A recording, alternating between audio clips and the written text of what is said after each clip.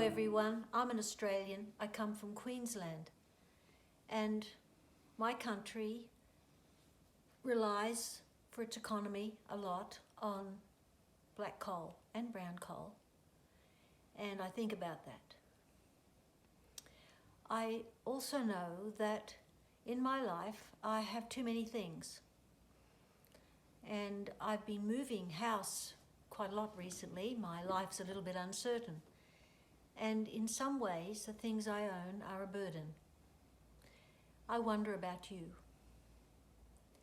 and I wonder if you think about whether the issue of our world being in a crisis about its climate and too many resources is something that's removed from you or belongs to you.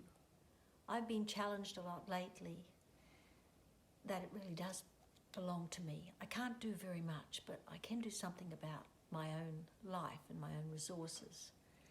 I've been challenged, by younger people who really are matching their words with their lifestyle, not in every way, because none of us can do that in a sense, but they're looking at everything they eat and wanting it to be more natural, less processed. They're looking at what they buy and where it's from. And when they shop online, they're very careful about the source. Is it slave labor? Is it fibers that take too many resources? They're thinking about the way they use transport. It's really quite inspiring, because my generation hasn't done that. Maybe they're starting to. Maybe people my age really are starting to. Another thing about me and where I come from, my family depends upon coal mining for their livelihood. Engineers who rely on the mines, people in chemistry making explosives that are used in the mines. Some of my other relatives rely totally on beef. Should we abandon them all? Are we just looking for alternatives to add to what we're using, or are we really wanting to replace things? I'm not an expert on this. I'm proud of how hard my family works, but I wonder if all the things we hope for can never be realized because we're going to use up resources that are actually destroying our world. I want to put these in front of you.